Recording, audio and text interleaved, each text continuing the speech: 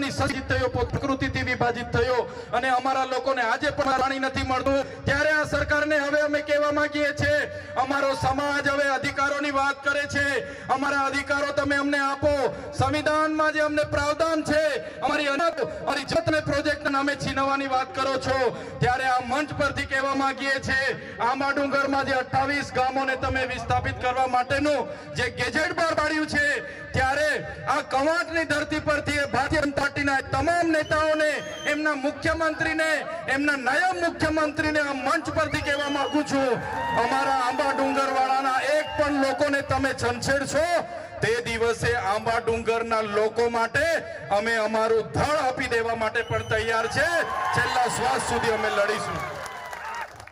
મને આ વિસ્તારમાં આવીને મંત્રીઓએ કીધું કે એનું દુકાન નથી.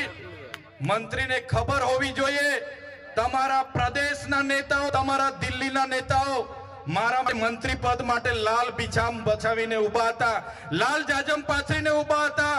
મને તમારા પ્રદેશના નેતા અને દિલ્હીના નેતાએ કીધું, ચૈતરભાઈ તમે આવો, તમને કાલે મંત્રીમાં અમે ઉપાડી લઈએ, કાલે મંત્રી બનાવી દઈએ. પણ આ ચૈતરભાઈ વસાવા મંત્રી તંત્રી મુખ્યમંત્રી માટે નથી, અમારા આદિવાસીઓ માટે લડવા વાળા નેતા છે. ત્યારે શું તમે દુકાનની વાત કરો છો? શું તમે ઉધારની વાત કરો છો? તમારી દુકાન છે, તમે ઉધારની વાત કરો છો.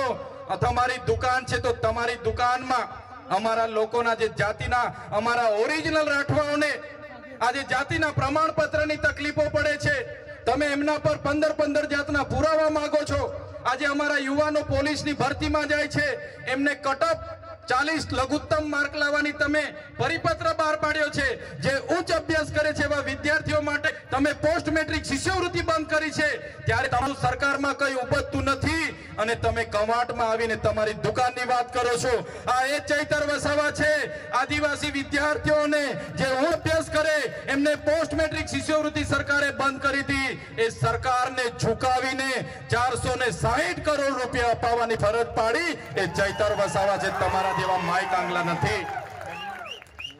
આ ભીડ એ તમારા જેવા, અમારી પાસે 7 કરોડનો મંડપ નથી, અમારી પાસે 2 કરોડનો ડોમ નથી, અમારી પાસે 5 કરોડનું સ્ટેજ નથી, અમારી પાસે ભીડ લાવવા માટે 7 કરોડ 71 લાખ રૂપિયા ટ્રાઇબલના નથી, અમારી પાસે ડેકોરેશનના 16 કરોડ આદિજાતિ બજેટના નથી, અમારી પાસે મોબાઈલ ટોયલેટ માટે 2 કરોડ ને 40 લાખ રૂપિયા નથી, અમારા લોકોને નાસ્તા સમોસા ખવડાવવા માટે અમારી પાસે 2 કરોડ નથી, અમારા લોકોને ચા પીવડાવવા માટે 2 કરોડ નથી.